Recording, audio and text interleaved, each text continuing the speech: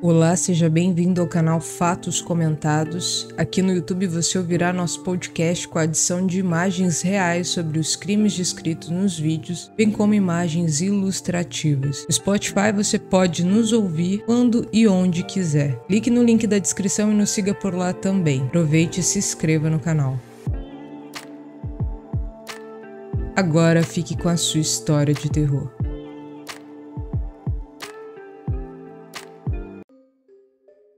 Em 8 de agosto de 2007, em uma cidade de apenas 364 habitantes chamada Easton, na Flórida, paramédicos receberam uma ligação de uma mãe sobre um afogamento acidental de sua filha.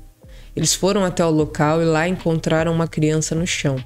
Ela apresentava uma cor azulada e estava inconsciente. Muitos esforços de ressuscitação foram utilizados da ambulância até o hospital médico. Chegando ao hospital, a criança não resistiu e morreu. Adriana Elaine Uto, nascida em 16 de setembro de 1999, era uma garotinha linda de apenas 7 anos, que era dita pela família e amigos como uma menina que vivia com um grande sorriso no rosto. Ela tinha muita energia, inclusive já havia sido diagnosticada com TDAH, transtorno de déficit de atenção e hiperatividade. Ela era uma criança feliz. Ela era muito extrovertida, muito hiperativa, se parecia comigo, agia como eu. Era teimosa como eu, disse a mãe. Adriana tinha um irmãozinho tão lindo quanto ela. Seu nome é Eiji Uto. Ele tinha 6 anos na época. E diferente de Adriana, ele era um garoto quieto, calmo e introvertido. Segundo a mãe, ele poderia ficar sentado por horas e horas em um canto qualquer jogando videogame sozinho e mesmo assim ficaria contente e feliz. Amanda Lewis, mãe das crianças, trabalhava como auxiliar de enfermagem em um lar de idosos. Seus turnos variavam entre noturnos e diurnos.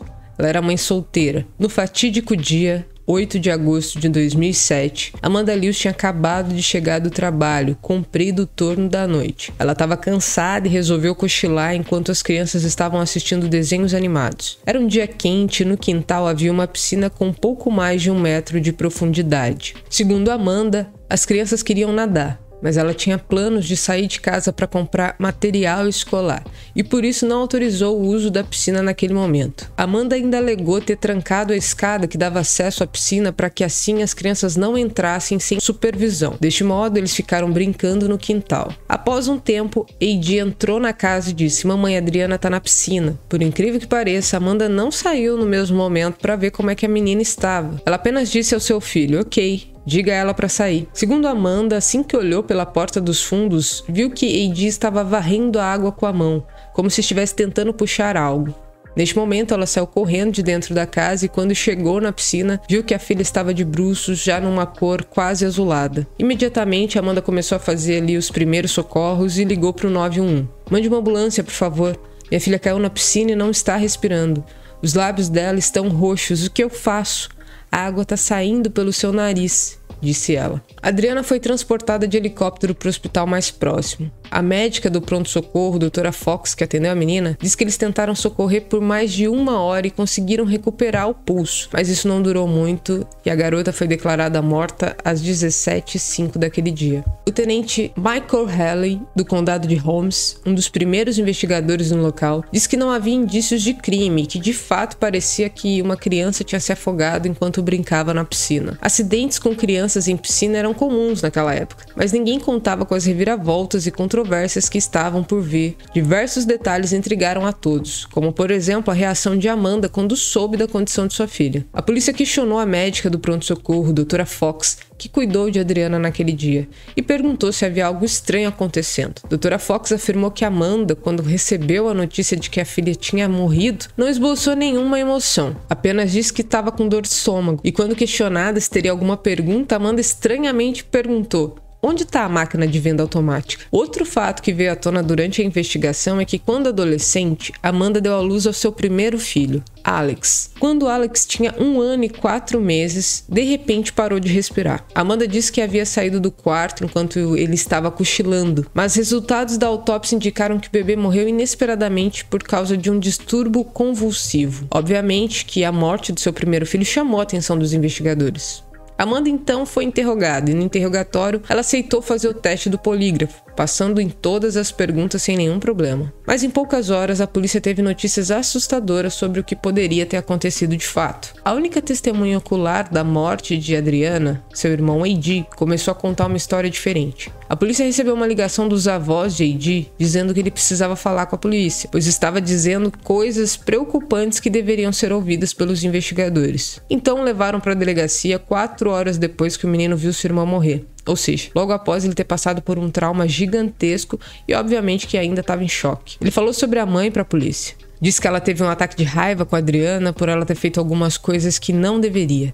Nisso, a Adriana teria segurado o rosto da menina e empurrado para baixo d'água. E neste momento, enquanto contava a história, A.J. imita o gesto feito pela mãe. Portanto, segundo A.J., Adriana foi morta pela própria mãe. Então o garoto agora era a principal testemunha da morte da própria irmã. E isso foi muito assustador, pois ele tinha apenas 6 anos de idade. Um ser humano muito jovem para determinar o destino de sua própria mãe. Todos tiveram dúvidas a respeito do depoimento do garoto, afinal ele era apenas uma criança. Os depoimentos de A.J. também eram confusos, muitas vezes ele exagerava na forma de contar o caso e frequentemente mudava as coisas em sua história, o que é totalmente compreensível quando levamos em conta que ele era apenas uma criança que estava passando por um trauma. Contudo, a polícia decidiu investigar o caso mais a fundo. Os investigadores vasculharam a casa em busca de pistas sobre o que aconteceu naquele dia. Descobriram que as crianças não tinham brinquedos e raramente a casa estava limpa. Inclusive, havia uma urina exposta na cama de uma das crianças. Ao ser questionada pela polícia, Amanda afirmou que as crianças aprontavam muito e, como punição, seus brinquedos ficavam trancados no galpão. Mas quando a polícia investigou o galpão, não havia sinal nenhum de brinquedo. Logo descobriram que Amanda tinha problemas para se relacionar com sua filha. Amanda admitiu que a luta era diária. Isso porque Adriana foi diagnosticada com transtorno de déficit de atenção e hiperatividade e até chegou a passar uma semana em um centro comportamental. Outro ponto importante é que quando Adriana tinha apenas 6 meses, Amanda foi chamada para servir na Guarda Nacional e assim se distanciou de sua filha, que ficou sob cuidado de seus avós na época. Depoimentos de pessoas que os conheciam chegaram à polícia, com relatos de que nem sempre as crianças eram alimentadas. Uma colega de trabalho falou que 3 meses antes do ocorrido, Amanda chegou no trabalho furiosa, dizendo que estava com vontade de matar a filha.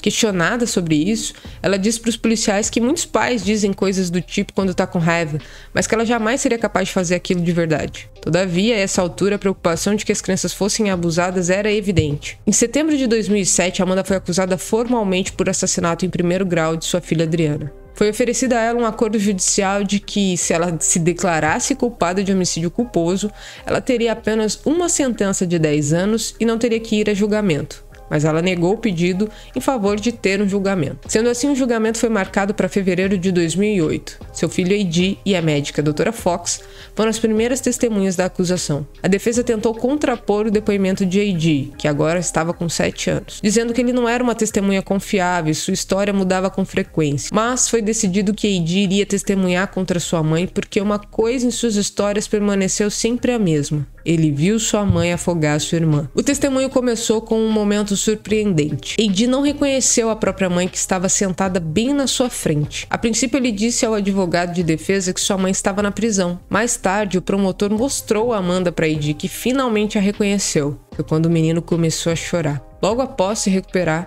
A.J. apontou o dedo diretamente para sua mãe e explicou um desenho que havia feito da cena do crime, mostrando sua mãe que, segundo ele, estava matando minha irmã. Mas, como em seu depoimento à polícia, A.J. contou uma história confusa no tribunal. Ele não conseguiu identificar onde estava durante o crime. Posteriormente, disse que Adriana se afogou do lado de fora da piscina. Por último, ele disse que não sabia como Adriana tinha se afogado. Até chegou a dizer que Adriana caiu sozinha quando estava limpando insetos da piscina. O advogado de Amanda, Phil Patterson, disse que A.J. não tinha competência para ser uma testemunha. Mas o promotor rebateu dizendo que A.J. fez 27 declarações sobre o dia do afogamento, todas elas confirmadas, e que o filho não era a única testemunha a lançar dúvidas sobre o caso de Amanda Lewis. Testemunhas disseram que Adriana tinha um medo intenso de água, levando a promotoria a questionar como e por que ela iria sozinha até a piscina. Ainda mais prejudicial foi o testemunho dos colegas de trabalho de Amanda Lewis, que confirmaram o fato de 3 meses antes do afogamento, ela ter dito que queria matar Adriana apenas por manchar seu carro novo com um marcador permanente. Ao longo do julgamento, um monte de provas foram apresentadas ao júri. Relatórios de autópsia e fotos mostraram que havia hematomas na forma de uma mão na testa, bochechas e queixos de Adriana,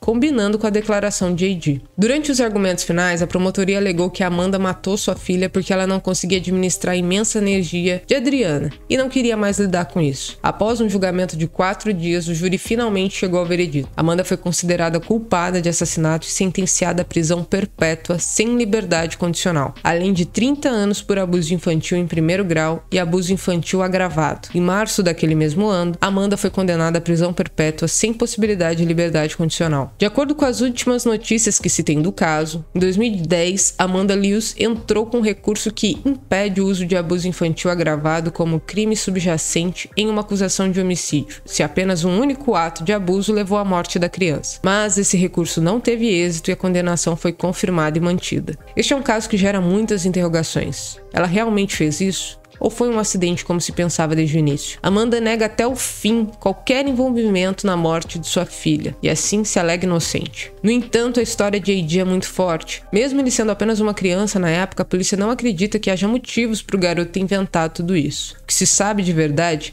é que 2 crianças inocentes passaram por abusos inimagináveis. Enquanto uma delas infelizmente perdeu a vida, a outra sofre até hoje com os traumas de uma infância infeliz. Se você gostou desse vídeo, inscreva-se no canal e compartilhe com quem também gosta desse tipo de conteúdo. Até a próxima!